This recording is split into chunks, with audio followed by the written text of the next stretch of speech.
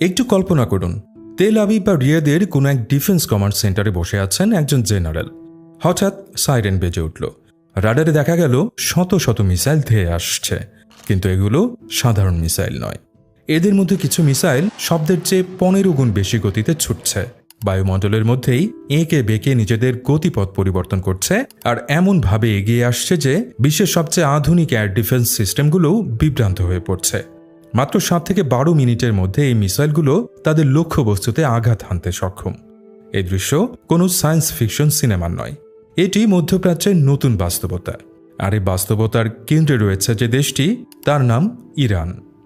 আমরা এমন একটি দেশের কথা বলছি, মনে করা হয় যার হাতে আজ ছোট বড় মিলিয়ে 3000-এর বেশি ব্যালিস্টিক ও ক্রুজ মিসাইল রয়েছে। এমন একটি দেশ যা গত 4 দশকেরও বেশি সময় ধরে ইতিহাসের অন্যতম কঠোর অর্থনৈতিক, প্রযুক্তিগত এবং সামরিক নিষেধাজ্ঞার শিকার, যার ব্যাংকিং ব্যবস্থা বৈশ্বিক অর্থ ব্যবস্থা থেকে প্রায় বিচ্ছিন্ন, যাকে আধুনিক প্রযুক্তি থেকে একঘরে করে রাখার জন্য বিশ্বের তাবর শক্তিগুলো একজোট। তাহলে মূল প্রশ্নটি আরও ভয়ানক হয়ে ওঠে, এটা কিভাবে সম্ভব হলো? যে দেশকে প্রযুক্তিগতভাবে পঙ্গু করে দেওয়ার কথা ছিল, সে দেশ কিভাবে হাইপারসনিক মিসাইলের মতো অত্যাধুনিক প্রযুক্তি তৈরি করে ফেলল? যে দেশের অর্থনীতি নিষেধাজ্ঞার চাপে ধুঁকছে, তারা কিভাবে হাজার হাজার কোটি ডলারের এই বিশাল সামরিক প্রকল্প চালিয়ে যাচ্ছে? এটা কোনো সাধারণ গল্প নয়, এটা নিষেধাজ্ঞা, অপমান, জেদ, বুদ্ধিমত্তা এবং টিকে থাকার এক অবিশ্বাস্য মহাকাব্য। আজকের পর্বে আমরা বিশ্লেষণ করব সেই সব কারণ যা ইরানকে নিষেধাজ্ঞার লৌহ প্রাচীর ভেঙে এক অপ্রতিরোধ্য সামরিক শক্তিতে পরিণত করেছে। এই গল্প আপনাকে কেবল অবাক করবে না, ভাবতেও বাধ্য করবে। এই গল্পের শেকড় বুঝতে হলে আমাদের ফিরে যেতে হবে 1979 সালে। ইরানে ঘটে গেল ইসলামিক বিপ্লব। মার্কিন সমর্থিত শাহ মোহাম্মদ রেজা পাহলভির পতন ঘটিয়ে ক্ষমতায় এলেন আয়াতুল্লাহ রুহুল্লাহ খোমেনি। এর আগে শাহের আমলে ইরান ছিল আমেরিকার ঘনিষ্ঠ মিত্র এবং মার্কিন অস্ত্রের সবচেয়ে বড় ক্রেতাদের একজন। তাদের হাতে ছিল F-14 টমক্যাটের মতো সেই সময়ের সবচেয়ে আধুনিক যুদ্ধবিমান। কিন্তু বিপ্লবের পর এই চিত্র রাতারাতি বদলে গেল। বন্ধু পরিণত হল ক্রূর শত্রুতে। তেহরানে মার্কিন দূতাবাসে জিম্মি সংকট তৈরি হওয়ার পর আমেরিকা ইরানের উপর প্রথম দফা নিষেধাজ্ঞা আরোপ করে এবং সকল প্রকার সামরিক ও অর্থনৈতিক সম্পর্ক ছিন্ন করে। ইরানের জন্য আসল অগ্নি পরীক্ষা শুরু হয় 1980 সালের সেপ্টেম্বরে, যখন প্রতিবেশী দেশ ইরাকের প্রেসিডেন্ট সাদ্দাম হোসেন ইরান আক্রমণ করে বসেন। এই যুদ্ধ চলেছিল দীর্ঘ 8 বছর। এই সময়ে আন্তর্জাতিক বিশ্ব ইরানের উপর এক প্রকার অস্ত্র নিষেধাজ্ঞা জারি করে রেখেছিল, অর্থাৎ ইরান কারো কাছ থেকে বৈধভাবে অস্ত্র বা তার যন্ত্রাংশ কিনতে পারছিল না। অন্যদিকে সাদ্দাম হোসেনের ইরাক সোভিয়েত ইউনিয়ন, ফ্রান্স এবং অন্যান্য পশ্চিমা দেশ থেকে অত্যাধুনিক অস্ত্রশস্ত্র, যুদ্ধবিমান এবং বিশেষ করে স্কাড মিসাইল পাচ্ছিল। যুদ্ধের এক পর্যায়ে সাদ্দাম হোসেন ইরানের সাধারণ শহরগুলোকে লক্ষ্য করে মিসাইল হামলা শুরু করে, যা ইতিহাসে ওয়ার অব দ্য সিটিজ নামে পরিচিত। তেহরান, কোম, ইসফাহানের মতো শহরগুলোর উপর একের পর এক স্কাড মিসাইল এসে পড়ছিল। সাধারণ মানুষ মারা যাচ্ছিল, ঘরবাড়ি ধ্বংস হচ্ছিল। ইরানের বিমান বাহিনী ছিল পুরনো এবং যন্ত্রাংশের অভাবে প্রায় অকেজো। তাদের হাতে সেই হামলা ঠেকানোর বা পাল্টা জবাব দেওয়ার মতো কোনো প্রযুক্তি ছিল না। এই চরম অসহায়ত্বই ইরানের সামরিক এবং রাজনৈতিক নেতৃত্বের মনে দুটি বিষয় গেঁথে দেয়। প্রথমত, আন্তর্জাতিক আইন বা অন্য কোনো দেশের উপর ভরসা করে জাতীয় নিরাপত্তা নিশ্চিত করা যায় না। দ্বিতীয়ত, আত্মরক্ষার জন্য প্রয়োজনীয় শক্তি নিজেদেরই অর্জন করতে হবে, যাকে বলে সামরিক স্বনির্ভরতা। এই যুদ্ধের ধ্বংসস্তূপের মধ্য থেকে জন্ম নিয়েছিল ইরানের মিসাইল প্রোগ্রামের স্বপ্ন, একটি স্বপ্ন যা তাদের টিকে থাকার একমাত্র উপায় বলে মনে হয়েছিল। ইরাকের সাথে যুদ্ধ চলাকালীনই মরিয়া হয়ে ওঠে ইরান। তারা বুঝতে পারছিল মিসাইলের জবাব দিতে হবে মিসাইল দিয়েই।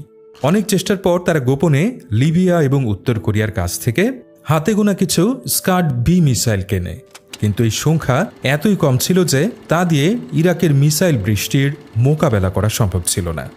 তখন ইরানের ইসলামিক রেভলিউশনারি গার্ড কর্পস বা IRGC এর ইঞ্জিনিয়াররা এক দুঃসাহসিক এবং যুগান্তকারী সিদ্ধান্ত নিলেন।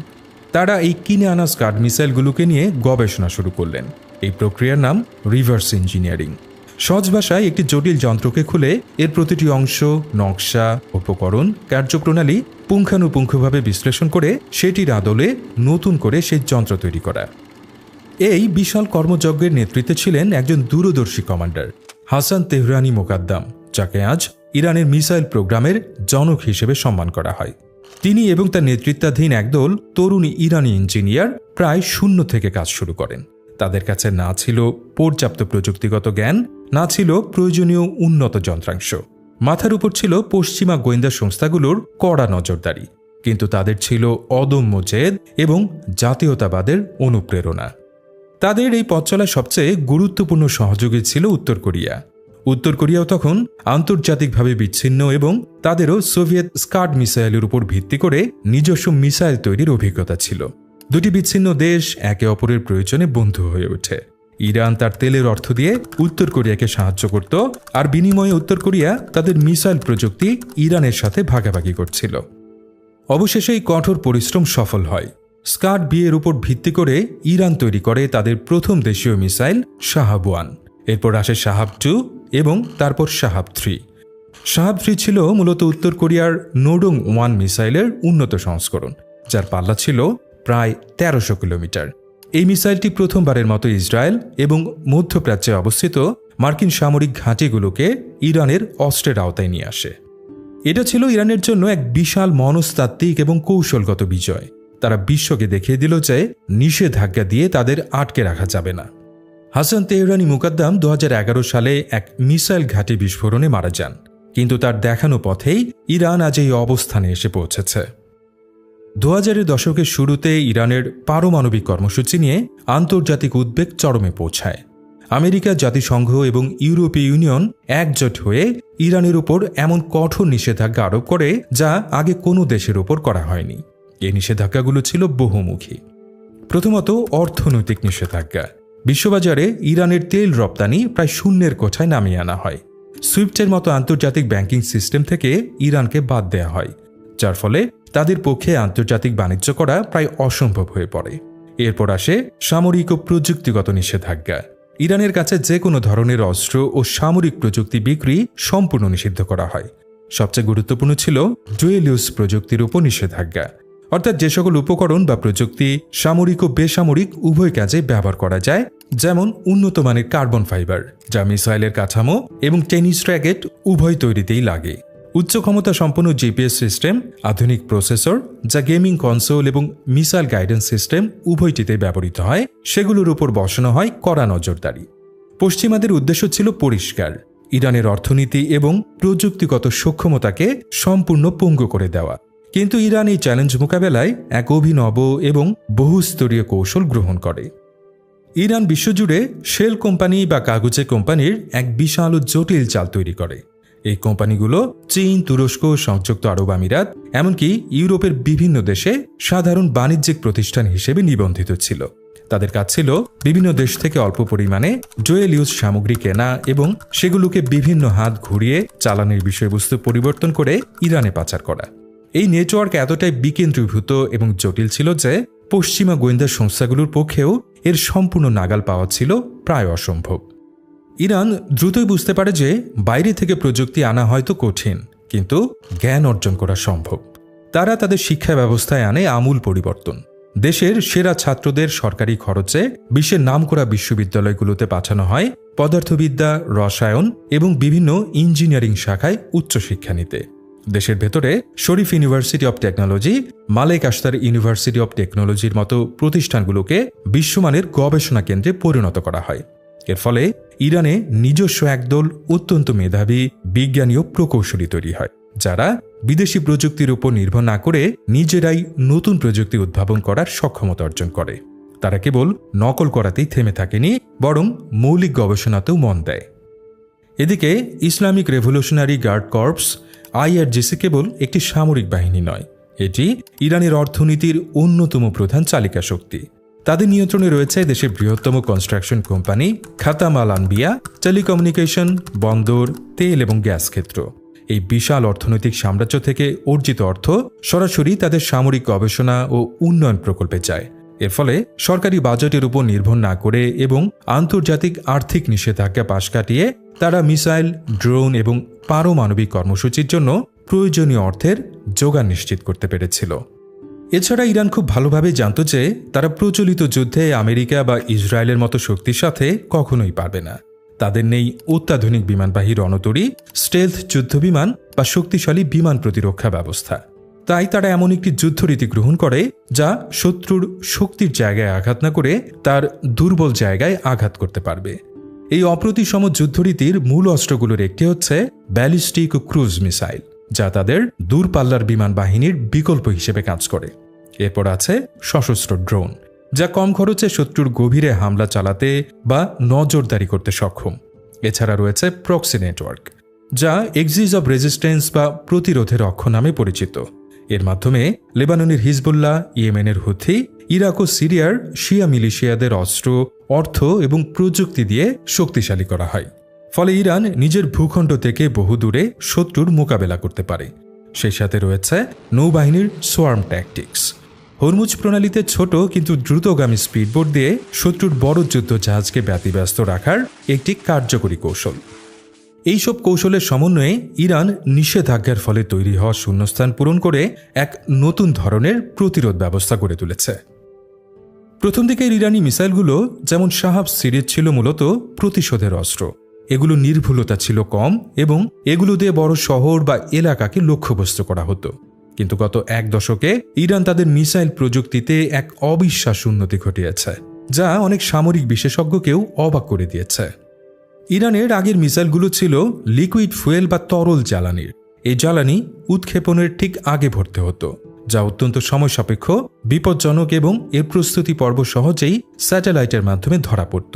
ইরান এই দুর্বলতা কাটাতে সলিড ফুয়েল প্রযুক্তিতে দক্ষতা অর্জন করে। সেজিল, ফাত্তা এর মতো আধুনিক মিসাইলগুলো সলিড ফুয়েল জ্বালানিতে চলে। এই মিসাইলগুলো জ্বালানি সহ প্রস্তুত অবস্থায় ভূগর্ভস্থ সাইলো বা ভ্রাম্যমাণ লঞ্চারে লুকিয়ে রাখা যায় এবং যে কোনো মুহূর্তে মাত্র কয়েক মিনিটের নোটিশে উৎক্ষেপণ করা যায়। এই শুট অ্যান্ড স্কুট সক্ষমতা তাদের মিসাইল শক্তিকে প্রায় অপ্রতিরোধ্য করে তুলেছে। এছাড়া ইরান তাদের নতুন প্রজন্মের মিসাইলগুলোতে অত্যাধুনিক টার্মিনাল গাইডেন্স সিস্টেম এবং ম্যানুভারেবল রি-এন্ট্রি ভেহিকল যুক্ত করেছে। এর মানে হলো মিসাইলের ওয়ারহেডটি বায়ুমণ্ডলে পুনঃপ্রবেশের পর শেষ মুহূর্তেও নিজের গতিপথ পরিবর্তন করে লক্ষ্যবস্তুতে নিখুঁতভাবে আঘাত আনতে পারে। 2019 সালে সৌদি আরবের আরামকো তেল ক্ষেত্রে ড্রোন ও ক্রুজ মিসাইল হামলা এবং 2020 সালে ইরাকের আইন আল আসাদ মার্কিন ঘাঁটিতে ব্যালিস্টিক মিসাইল হামলা এই পিন পয়েন্ট অ্যাকুরেসির জ্বলন্ত প্রমাণ। এরপর আসে ইরানের গেইম চেঞ্জার ফাতা ক্ষেপণাস্ত্র। 2023 সালের জুন মাসে ইরান বিশ্বকে স্তব্ধ করে দিয়ে তাদের প্রথম হাইপারসনিক মিসাইল ফাতা উন্মোচন করে। হাইপারসনিক মিসাইল শব্দের চেয়ে 5 গুণেরও বেশি গতিতে চলে এবং প্রচলিত ব্যালিস্টিক মিসাইলের মতো নির্দিষ্ট পথে না চলে বায়ুমণ্ডলের মধ্যেই এঁকে বেঁকে চলতে পারে। ইরানের দাবি অনুযায়ী ফাতা 1 শব্দের চেয়ে 15 গুণ বেশি গতিতে ছুটতে পারে।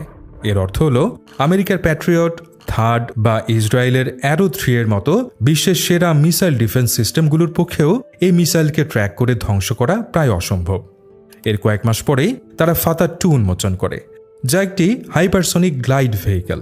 এটি আরও বেশি অনির্দেশ্য পথে চলতে পারে। এই প্রযুক্তি ইরানকে এমন এক ক্ষমতা দিয়েছে যা শুধুমাত্র আমেরিকা, রাশিয়া এবং চীনের মতো হাতে গোনা কয়েকটি দেশের কাছে আছে। মিসাইলের পাশাপাশি ইরান ড্রোন প্রযুক্তিতেও বৈপ্লবিক সাফল্য পেয়েছে।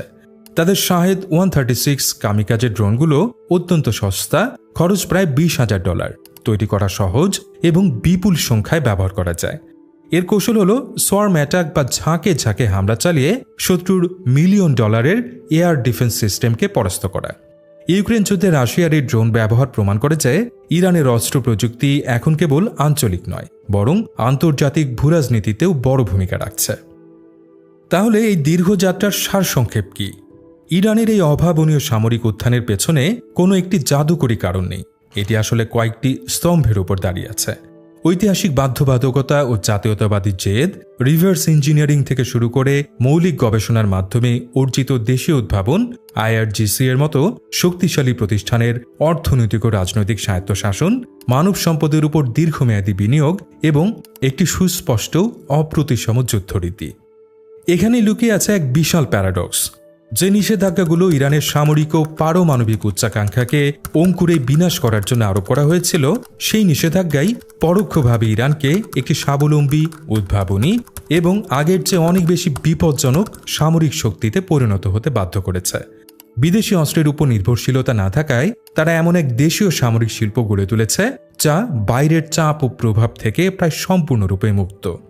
আজ ইরানের অর্থনীতি হয়তো নিষেধাজ্ঞার কারণে ধুঁকছে, মুদ্রাস্ফীতির কারণে সাধারণ মানুষের জীবনযাত্রা হয়তো কঠিন, কিন্তু তেহরানের সামরিক কুচকাওয়াজে যখন ফাতা মিসাইল প্রদর্শিত হয় তখন তার শত্রুদের কাছে এক ভয়ঙ্কর বার্তা পৌঁছে দেয়। এই সামরিক সক্ষমতাই আজ ইরানের জন্য সবচেয়ে বড় বীমা বা ইন্স্যুরেন্স পলিসি। ইরানের এই গল্প আমাদের এক মৌলিক প্রশ্ন করতে বাধ্য করে। একবিংশ শতাব্দীতে আন্তর্জাতিক নিষেধাজ্ঞা কি সত্যি তার উদ্দেশ্য পূরণে সফল, নাকি এটি কখনো কখনো একটি দেশকে আরও একঘরে, আরও মরিয়া এবং ফলস্বরূপ আরও অপ্রতিরোধ্য পথে ঠেলে দেয়? ভবিষ্যতই হয়তো এর সঠিক উত্তর দেবে। কিন্তু একটা কথা নিশ্চিত, নিষেধাজ্ঞার ফলে তৈরি হওয়া ছাই থেকে ফিনিক্স পাখির মতো জেগে ওঠা ইরানের এই কাহিনী আগামী বহু দশক ধরে ভূরাজনীতির ছাত্র, বিশেষজ্ঞ এবং রাষ্ট্রনায়কদের জন্য এক গুরুত্বপূর্ণ কেস স্টাডি হয়ে থাকবে।